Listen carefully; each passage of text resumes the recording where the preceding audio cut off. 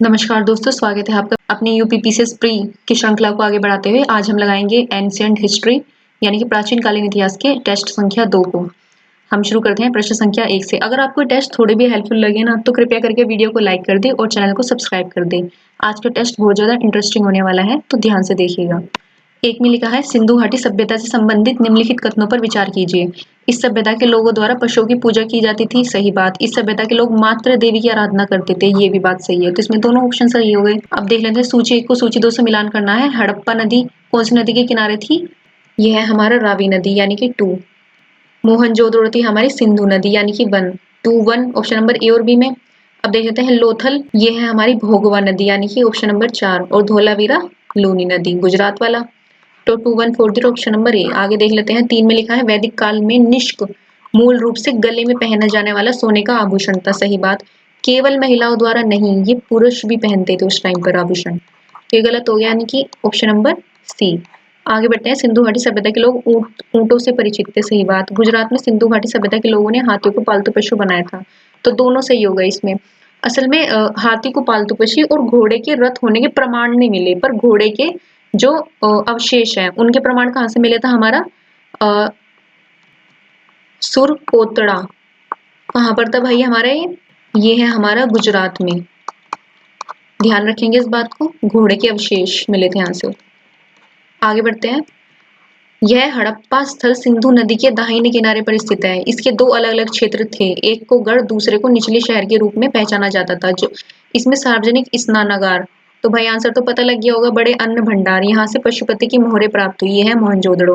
अब थोड़ा मैप से देख लो, थोड़ा देखो यहाँ पे ऐसे करके सिंधु नदी ऐसे जा रही है ना पाकिस्तान में को, तो इस सिंधु नदी के यहाँ पर तो था हमारा दाहिनी तरफ हड़प्पा, और यहाँ पर था हमारा मोहनजोदड़ो। अब देखो हड़प्पा यहाँ है, मोहनजोदड़ो यहाँ है।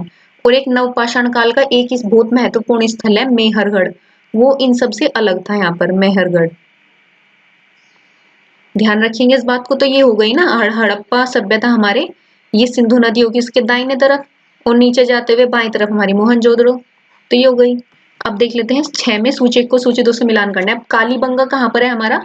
राजस्थान में। तो यहाँ से मिला है जोता हुआ क्षेत्र। मोहनजोदड़ो से पशुपति के मुहर, और बनावली से मिट्टी से बने हल, और धोलावीरा से मिले हैं जलाशयों की एक श्रृंखला पाई गई है। अब देखो इसमें कंफ्यूजन वाली बात नहीं है। मान लो मोटा मोटी इंडिया का मैप आपने सुना होगा, सरस्वती नदी सबसे पवित्र नदी थी हमारे ऋग्वैदिक काल के टाइम पे। वो ऐसे करके ऐसे राजस्थान से जाती थी, तो कालीबंगा हमारा यहाँ पर है, बनावली हमारा यहाँ पर है। तो भाई जहाँ पर नदी होगी वहां पर तो खेत भी होंगे, तो यहाँ पर कालीबंगा हो गया, और जहाँ पर खेत होंगे वहां पे हल भी होंगे, तो ये हो गया हमारा बनावली, यहाँ से हल मिले मिट्टी के। तो ध्यान रखेंगे इस बात को, बनावली और कालीबंगा। और भाई जहाँ पर लास्ट में हमारी नदी गिरेगी जाकर, वहां छोटे छोटे जलाशय भी होंगे, तो ये हमारा धोलावीरा हो गया गुजरात वाला क्षेत्र।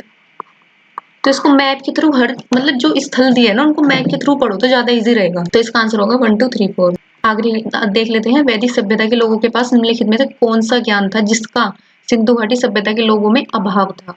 मतलब सिंधु घाटी सभ्यता को जिनकी जानकारी नहीं थी वो था हमारा लोहा और रक्षा हथियारों की ज्ञान, क्योंकि भाई वे शांति प्रिय थे, ना तो उनके हथियारों के बारे में पता उनको, ना लोहे के बारे में। जब लोहा आएगा तभी तो हथियार बनेंगे।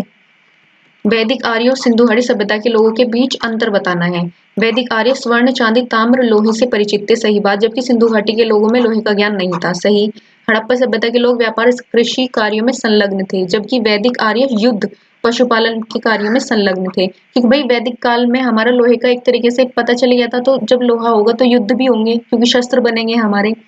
तीसरे में दिया है, हड़प्पा सभ्यता के बर्तन चाक से बने होते थे, जबकि वैदिक आर्यों के बर्तनों को चित्रित ग्रेवेयर कहा जाता था, ये भी बात सही है। तो इसमें तीनों पॉइंट सही हो गए। आगे देख लेते हैं, 90 में लिखा है, हड़प्पावासी साज सज्जा पर विशेष ध्यान देते थे, स्त्री पुरुष दोनों आभूषण धारण करते थे, सही बात।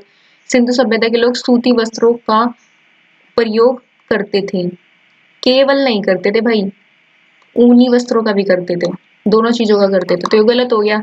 तीसरा दिया है, सैंधव सभ्यता के लोग युद्ध प्रिय अधिक और शांति प्रिय कम थे, गलत हो गया ना ये भी, क्योंकि वे युद्ध प्रिय तो थे ही नहीं, शांति प्रिय लोग थे, तो इसका होगा ओनली 1 करेक्ट।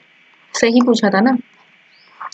सूची 1 को सूची 2 से मिलान करना है। बनावली की खोज हमारी किसने की थी? ये की थी हमारी RS बिष्ट ने। धोलावीरा वीरा से देख लो जोशी यानी कि 4। 1-4 किसमें है भाई हमारा? ऑप्शन नंबर ए करेक्ट हो गया वैसे तो। मोहनजोदड़ो देख लो राखलदास बनर्जी, और लोथल हो गया हमारा SR राव यानी कि 2। धोलावीरा को देख लो ना, वीरों के अंदर जोश होता है, तो JP जोशी। आगे बढ़ते हैं। निम्नलिखित में से कौन सा स्थल भारत में क्रमशः सबसे उत्तर और सबसे दक्षिण हड़प्पा स्थलों में से प्रतिनिधित्व करता है? यह है मांडा और दैमाबाद।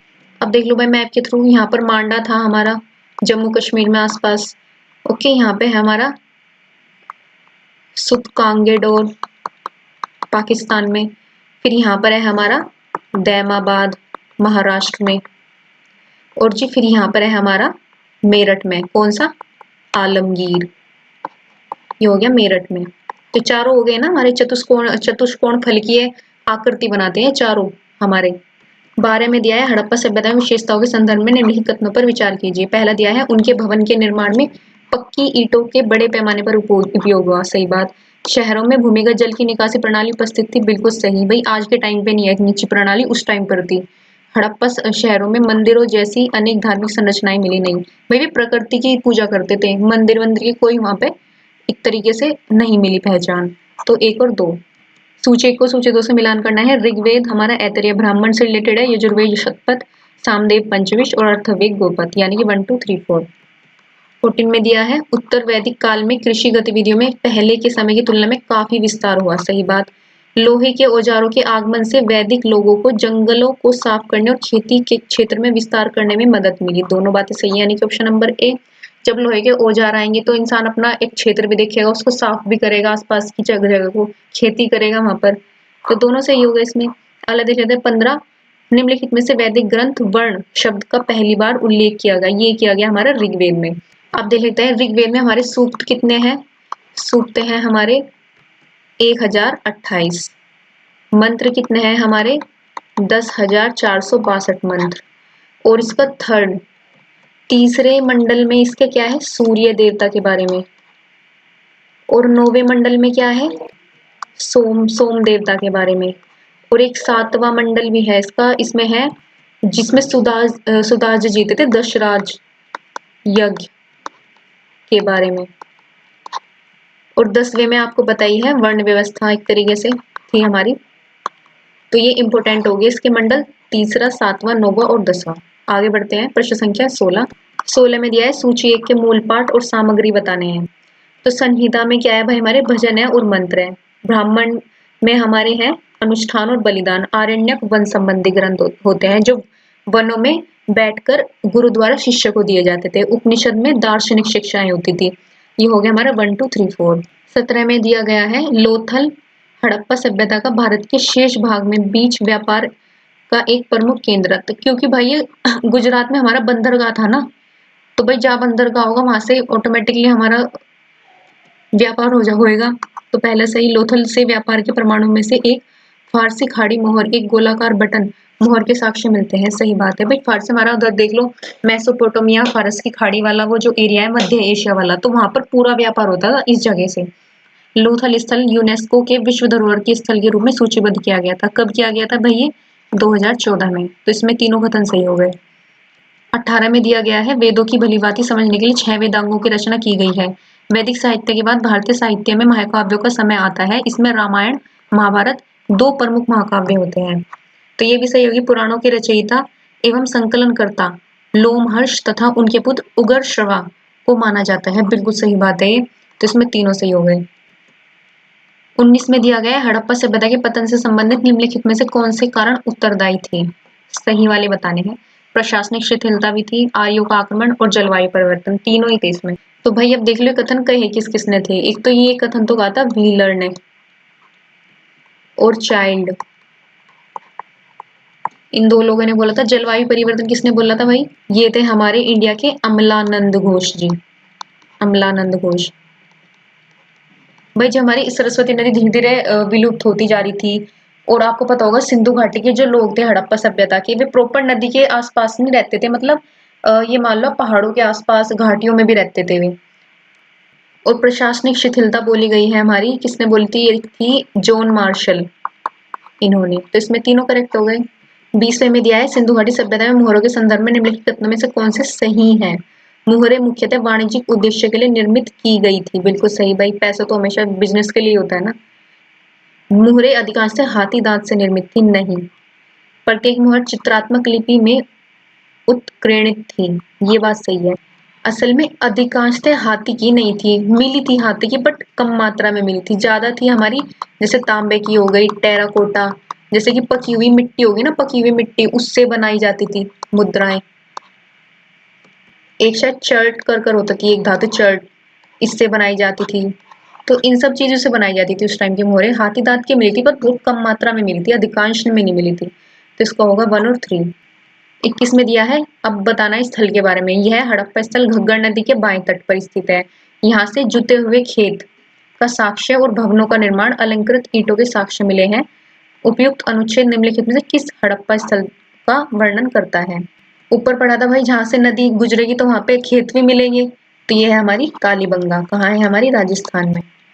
धोलावीरा गुजरात में हो गई, और हड़प्पा और मोहनजोदड़ो पाकिस्तान। 22 में दिया है, हड़प्पा सभ्यता से संबंधित निम्नलिखित कथनों पर विचार कीजिए। सही वाले बताने हैं। इस सभ्यता में लोग भूत प्रेत मंत्र जादू टोना टोटका पर आदि पर विश्वास करते थे, सही बात है ये। इस सभ्यता के लोग पुनर्जन्म में भी विश्वास रखते थे, सही है भाई। तभी तो जब किसी की मृत्यु हो जाती थी उसके साथ उसकी चीजें दफनाई जाती थी, ताकि ये हो सके कि भाई जो व्यक्ति मरा है वो अगले जन्म में भी उसको वे सब चीजें प्राप्त हो सके। तो इसका होगा दोनों सही। अब देख लेते हैं सूची को सूची 2 से मिलान करना है। बागधूप था हमारा कर संग्रह करता, संग्रहीता हमारा कोषाध्यक्ष हो गया, अक्षावाप हो गए हमारे पासे की खेल में राजा का सहयोगी, और गोवी कर्तन हो गया हमारा जंगल विभाग का प्रधान, यानी कि 2 1 3 4, ऑप्शन नंबर ए करेक्ट। 24 में देख लेते हैं, प्रजापत्य विभाग के अंतर्गत कन्या के पिता द्वारा यज्ञ कार्य हेतु 1 अथवा 2 गाय के बदले में अपनी कन्या का विवाह किया जाता था। भाई वो प्रजापत्य विवाह नहीं था, वो था हमारा आर्ष विवाह। तो गलत हो गया। दूसरा दिया है, आर्ष विवाह के अंतर्गत वर स्वयं कन्या के पिता से कन्या मांगकर विवाह करता था। ये आर्ष नहीं है, ये प्रजा वाला होता था हमारा प्रजापत्य विवाह। अब देख लो, प्रजापत्य विवाह तो मतलब एक तरीके से सही, भाई हम तो खुद कन्या मांगने जा रहे हैं और उनसे हमें शादी करनी है। और आर्ष विवाह में पिता विधिवत अपनी कन्या का विवाह करता था, कि भाई एक तरीके से दहेज वहेज भी देके पूरा प्रॉपर पसंद कर कर पिता द्वारा लड़का, और तब शादी की जाती थी। आर्ष विवाह हो गया और प्रजापत्य विवाह। और आपको पता होना चाहिए 2 प्रकार के विवाह होते थे, एक प्रशंसनीय विवाह और निंदनीय विवाह। और आप मुझे कमेंट में बताएंगे आर्ष और प्रजापत्य विवाह कौन से कैटेगरी में आते हैं। तो इसके दोनों इनकरेक्ट हो गए प्रश्न के हिसाब से। निम्नलिखित कथनों पर विचार कीजिए। मैक्स मुलर के अनुसार आर्यों का मूल स्थान मध्य एशिया था, सही भाई, ये मैक्स मुलर नहीं बोला था। दयानंद सरस्वती के अनुसार आर्यों का मूल स्थान उत्तरी ध्रुव था, नहीं, ये कहा था हमारा तिलक जी ने। और भाई दयानंद सरस्वती जी ने हमारा बताया था इनको तिब्बत, तिब्बत से आए हुए बताया था। तो इसका होगा ओनली 1 करेक्ट, सही पूछा था। आगे बढ़ते हैं। उत्तर वैदिक धार्मिक प्रवृत्तियों के संदर्भ में निम्नलिखित कथनों पर विचार कीजिए। धार्मिक कर्मकांड एवं अनुष्ठानों की अधिक प्रबलता थी, सही बात। वैदिक देव समूह इंद्र ने अपनी श्रेष्ठता खोई, सही बात। भाई इंद्र का सिंधु के समय था, क्योंकि इंद्र जो थे हमारे एक तरीके से बादलों के देवता, और अवतारवाद में विश्वास शुरू हुआ। तो ये गलत हो गया हमारा। तो इसका आंसर हो जाएगा ओनली 1 और 2। आगे पढ़ लेते हैं। 27 में कथन और कारण बताने हैं। वैदिक सभ्यता मूलतः एक ग्रामीण सभ्यता थी, सही बात। आर्यों का आरंभिक जीवन पशुचारण में आधारित था और कृषि उनके लिए गौण कार्य था, दोनों सही है इसमें। तो इसका हो जाएगा ऑप्शन नंबर ए। कथन 1 कारण आर दोनों सही है। अभी कथन ए आर की सही व्याख्या करता है। 28 में देख लेते हैं। वैदिक काल में स्त्री अपने पति के साथ यज्ञ कार्य में भाग लेती थी, सही बात। इस काल में बाल विवाह, सती प्रथा, पर्दा प्रथा का प्रचलन था नहीं। इस काल में दहेज जैसे कुप्रथा का प्रचलन नहीं था भाई। तो इसका होगा 1 और 3 करेक्ट। आगे पढ़ते हैं। ऋग्वैदिक काल में अनेक जनतांत्रिक संस्थाओं का विकास हुआ, जिनमें सभा समिति का विधत प्रमुख थी, सही बात। ये सभा समिति राजा को सलाह देने वाली संस्था थी। सभा श्रेष्ठ जनों की संस्था थी, जबकि समिति सामान्य जनता के लिए प्रतिनिधित्व करती थी, सही बात। उत्तर वैदिक काल में सभा समिति नामक संस्थाओं का प्रभाव दृढ़ हुआ, नहीं भाई, खत्म होने लगा धीरे धीरे उत्तर वैदिक काल में, मतलब वैदिक काल के बाद, जिसमें सभा नामक संस्था में स्त्रियों का प्रवेश वर्जित होगा। ये बात सही है, तो एक बात तो गलत हो गई ना इसमें, तो इसका होगा 3 गलत, यानी कि 1 और 2 करेक्ट। अब देख लेते हैं। सूची 1 को सूची 2 से मिलाना है। देवताओं का प्रतीक बताना है। इंद्र के, पुरंदर, पूषण पशुओं के देवता, अग्नि ईश्वर और लोगों के मध्यस्थ स्थापित करना, यज्ञ के द्वारा यज्ञ करते थे ना, उसमें अग्नि प्रज्वलित होती थी, तो वो हमारे और ईश्वर के बीच के एक तरीके से जुड़ाव। लो सोम वनस्पति के पोषक, तो इसका होगा 1 2 3 4। आगे बढ़ते हैं। 31 में दिया है निम्नलिखित में से किस वेद में पुरोहित वर्ग को उद्धृत नाम से जाना जाता है? ये है भाई हमारे सामवेद। और ऋग्वेद में क्या होते थे हमारे होर्त पुरोहित। यजुर्वेद में होते थे हमारे अथर्वयु, ध्यान रखेंगे। अर्थवेद में होते थे ब्रह्मा। आगे बढ़ते हैं। यजुर्वेद में लोहे के लिए श्याम अयश कृष्ण अयश का प्रयोग हुआ है, सही बात। अंतर्जी खेड़ा में पहली बार कृषि से संबंधित उपकरण प्राप्त हुए, ये भी सही, तो दोनों करेक्ट। आगे बढ़ते हैं। ऐतरेय ब्राह्मण में वर्णित शासन व्यवस्था से संबंधित निम्नलिखित कथनों पर विचार कीजिए। पूर्व अक्षेत्र में शासन करने वाले शासक को सम्राट की उपाधि धारण करता था, तो भाई ये बात सही हो गई। उत्तर क्षेत्र में शासन करने वाला राजा की उपाधि धारण करता, राजा की उपाधि नहीं कर रहा था, वो करता स्वराट। माफ कीजिएगा, राजा जो उत्तर में था वो था हमारा विराट, और पश्चिम में हमारा था, क्या बोला जाता था पश्चिम में? स्वराट। उत्तर में विराट, पश्चिम में स्वराट, पूर्व में सम्राट, और दक्षिण में भोज कहा जाता था। तो दूसरा गलती हो गई इसमें, यानी कि ओनली 1 करेक्ट। आगे बढ़ते हैं। 34 में लिखा है ऋग्वैदिक आर्यों का पालतू पशु घोड़ा था, तो सही बात हो गई है। दूसरा दिया ऋग्वैदिक आर्य हाथी से परिचित थे, नहीं। वैदिक आर्यों की शिक्षा प्रणाली मौखिक थी, ये बात सही है, तो इसके 1 और 3 करेक्ट। आगे बढ़ते हैं। 35 में दिया है जाबालोपनिषद में केवल 3 आश्रमों का उल्लेख मिलता है। जाबालोपनिषद में भाई ये है हमारा छांदोग्य उपनिषद, इसमें मिलते हैं हमारे 3 आश्रम, तो ये गलत हो गया। दूसरा दिया है छांदोग्य उपनिषद में सर्वप्रथम 4 आश्रमों ब्रह्मचर्य गृहस्थ वानप्रस्थ और संन्यास, भाई ये हमारा छांदोग्य में नहीं जाबालो में, उल्टे लिखे हैं दोनों, तो ये भी गलत, तो न तो 1 और न ही 2।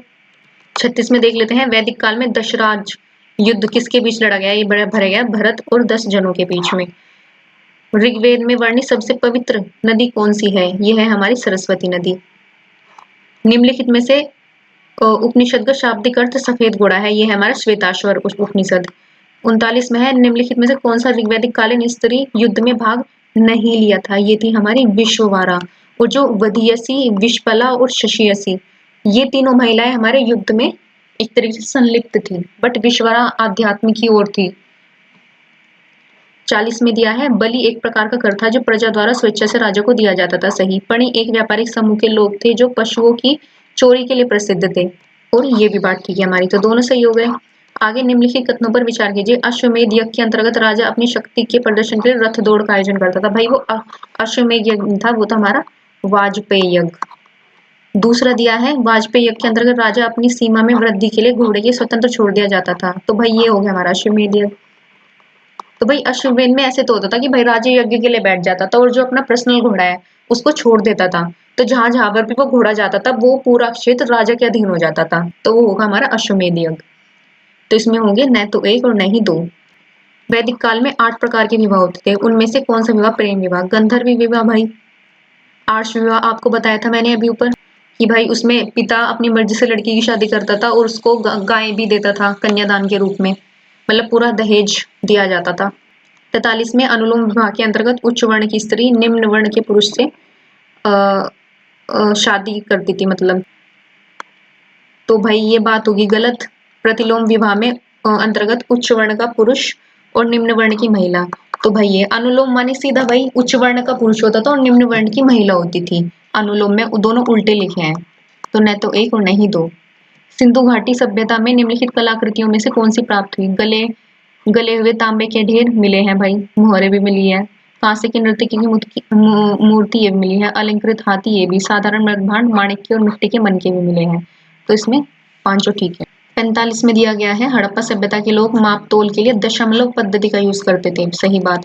सर्वप्रथम कपास पैदा करने का श्रेय सिंधु घाटी के लोगों को ही जाता है, सही बात, क्योंकि भाई वे सूती वस्त्र भी पहनते थे, ऊनी वस्त्र भी पहनते थे, तो दोनों सही हो गए। आगे दिया है सूची को सूची 2 से मिलान करना है। अब देखिए सांख्य किसके पास था? ये है हमारा कपिल यानी कि 2, न्याय गौतम के पास था, योग पतंजलि और वैशेषिक गणना 2 1 3 4 यानी कि ऑप्शन नंबर ए करेक्ट। आगे बढ़ते हैं। निम्नलिखित में से कौन सा एक सत्यकाम जाबाल की कथा जो अनब्याही माँ होने के लांछन को चुनौती देता है? ये है हमारा भाई छांदोग्य उपनिषद। असल में एक जो बिन ब्याही माँ से उत्पन्न सत्यकाम नाम का लड़का था, ये बाद में जाके महर्षि बना था, और जाबाल इनकी माता का नाम था, और ये पुत्र। तो देखो, पुत्र ने अपना नाम अपनी माता का मतलब सरनेम एक तरीके से लगाया, सत्यनाम जाबाल। और सत्यकाम शिष्य किसके थे? ये थे महर्षि गौतम के शिष्य। ठीक है, आगे बढ़ते हैं।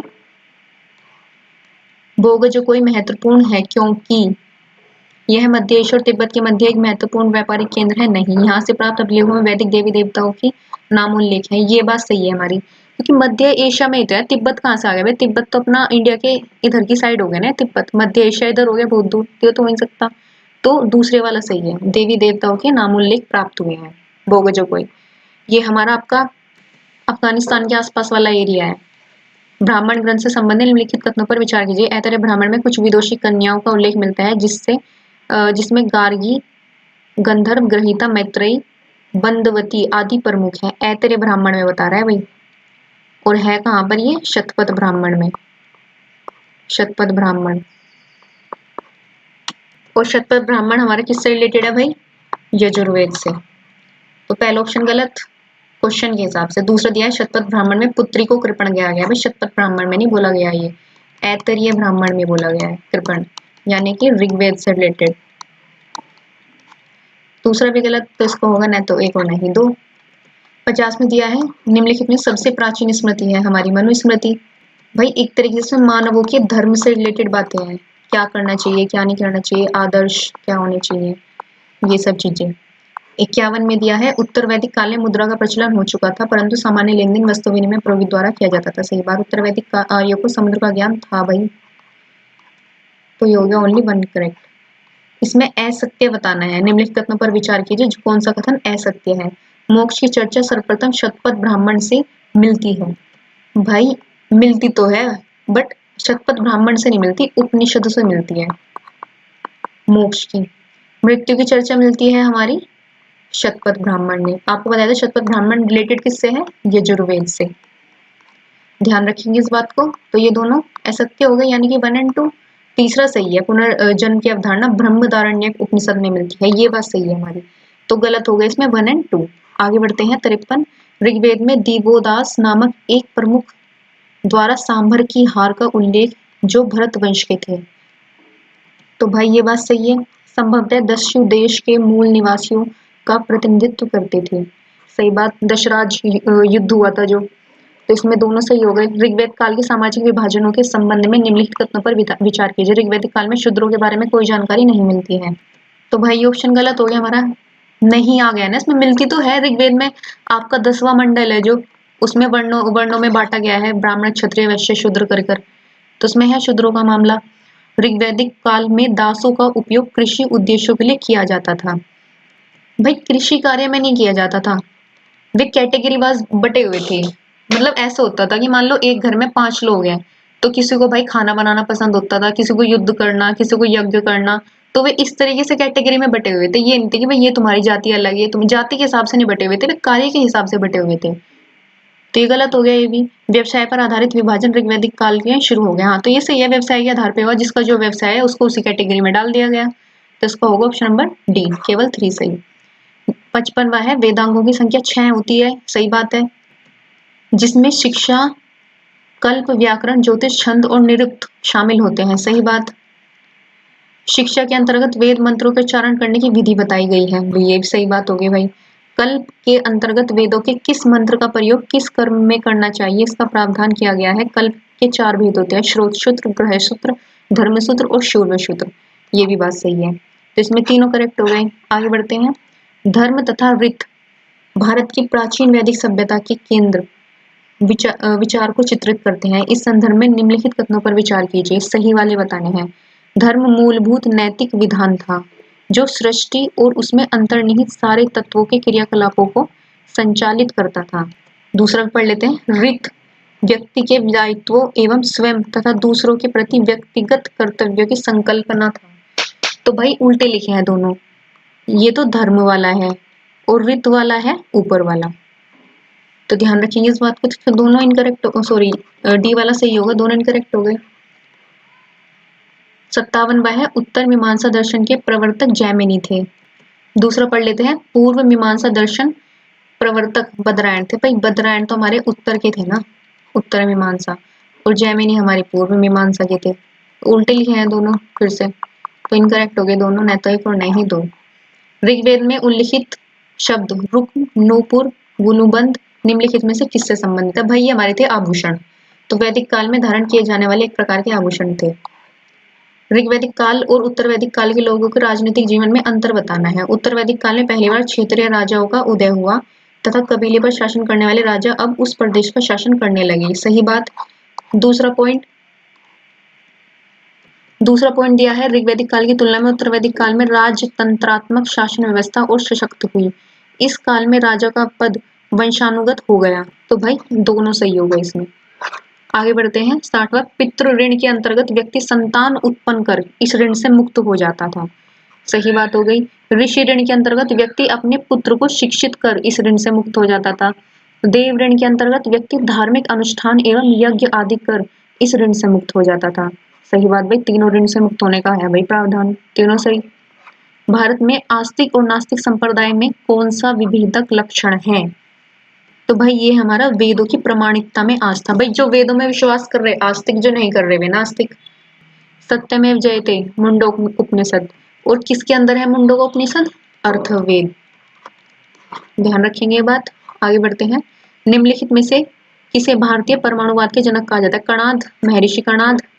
64 में दिया है, निम्नलिखित कथनों पर विचार कीजिए, सही वाले बताने हैं। धर्मसूत्रों और धर्मशास्त्रों में 4 वर्णों के आदर्श व्यवसाय के बारे में नियम है। तो भाई सही बात होगी। मनुस्मृति के अनुसार कृषि और पशुचारण किसी भी विशेष जाति तक सीमित नहीं थे।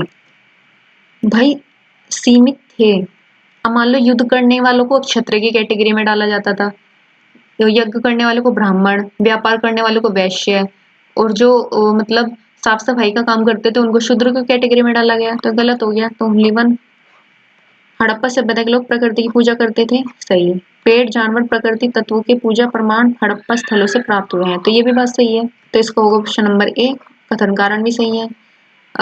इसमें दिया है 66 में वैदिक समाज में राजा का चुनाव होता था, और कारण दिया है इसका, वैदिक समाज में लोकतांत्रिक व्यवस्था का पालन करता था। तो भाई पहले वाला तो सही होगा, राजा का चुनाव करते थे, बट लोकतांत्रिक व्यवस्था नहीं थी ना, पूर्ण रूप से वंशानुगत चली गया था। फिर वंशानुगत सिस्टम, बाप के बाद बेटा बनेगा, फिर उसका बेटा, ऐसे करके। तो दूसरा इसमें गलत हो गया, यानी कि ऑप्शन नंबर सी। आगे बढ़ते हैं। नीचे दिए गए कथन और कारण बताने हैं। हड़प्पा सभ्यता के लोग कपास की खेती करते थे। सही। हड़प्पा स्थलों पर सूती कपड़े के अवशेष मिले हैं। सही भाई। में जब सूती कपड़े के अवशेष मिलेंगे तो ऑब्वियसली बात है कपास का भी कहीं ना कहीं रोल होगा इसमें। तो अभी कथन और कारण दोनों सही व्याख्या कर रहे हैं। फिर देख लेते हैं सूची 1 को सूची 2 से मिलान करना है। प्रजापति ये है हमारे सृजन के देवता। रुद्र थे हमारे पशुओं के देवता। विष्णु जगत के पालनहार। पूषण शूद्रों के देवता। तो चारों सही हो गए इसमें। 69 में दिया है, निम्नलिखित में से कौन सा एक हड़प्पा के शहर नहीं था? ये था हमारा मेहरगढ़, बलूचिस्तान वाला। बलूचिस्तान पाकिस्तान में है भाई ये मेहरगढ़। नवपाषाण का एक स्थल। यहाँ से कृषि और पशुपालन के साक्ष्य मिले हैं। कृषि व पशुपालन। और मैप के थ्रू देख लो इसे एक बार। आपका जैसे मोटा मोटी इंडिया का मैप होगा, यहाँ से सिंधु नदी जा रही, यहाँ पे हड़प्पा हो गया, यहाँ पे मोहनजोदड़ो हो गया, और यहाँ पे था हमारा मेहरगढ़। इस जगह पर ये है मेहरगढ़। ध्यान रखेंगे इस बात को। आगे बढ़ते हैं। 70 में क्या लिखा है? 70 में लिखा है, निम्नलिखित में से किस विद्वान ने पूर्व हड़प्पा संस्कृति और परिपक्व हड़प्पा संस्कृति के बीच समानता के पहलू को दर्शाया? ये है अमलानंद घोष। ऋग्वेद में ऋषि विश्वामित्र और देवी के रूप में पूजी जाने वाली 2 नदियों के बीच संवाद में एक ऋचा है। ये कौन कौन से नदियां हैं जिन्होंने विश्वामित्र जी के साथ संवाद किया? ये है हमारी ब्यास और सतलुज। 73 में दिया है, वेदांत दर्शन के संबंध में निम्नलिखित कथनों पर विचार कीजिए। शंकर अद्वैत वेदांत के संस्थापक थे। सही बात। माधव द्वैता दर्शन के विस्तार पूर्वक प्रस्तुत किया माधव जी ने, माधवाचार्य। तो इसमें दोनों करेक्ट हो गए। निम्नलिखित में से कौन विद्वान योग दर्शन, पतंजलि भाई सबको पता है, प्रसिद्ध वाक्यांश तत्वमसि निम्नलिखित उपनिषदों में से किसमें पाया जाता है? तो भाई हमारे छांदोग्य उपनिषद, छांदोग्य उपनिषद आता किसमें, हमारे सामवेद में। और ये कैसा ग्रंथ है, संस्कृत का ग्रंथ है। इसमें हम देख रहे हैं तत्वमसि का अर्थ क्या होता है, इसका अर्थ होता है तुम वही हो। कहना क्या चाहते हैं इसमें, भाई इसमें ये बोलना चाह रहे कि जितना भी ब्रह्मांड है हमारा, वो कहीं ना कहीं हमारा आत्मा के अंदर निहित है। तो देखते हैं, आज का टेस्ट होता है यहाँ पर खत्म। अगर आपको टेस्ट थोड़ी भी हेल्पफुल लगी तो इस वीडियो को लाइक करें, ज़्यादा से ज़्यादा लाइक करें। आपका एक लाइक ना मोटिवेशन देता है हमें वीडियो बनाने का। तो वीडियो को लाइक करें और चैनल को सब्सक्राइब करें। मिलते हैं नेक्स्ट वीडियो में। जय हिंद, जय भारत।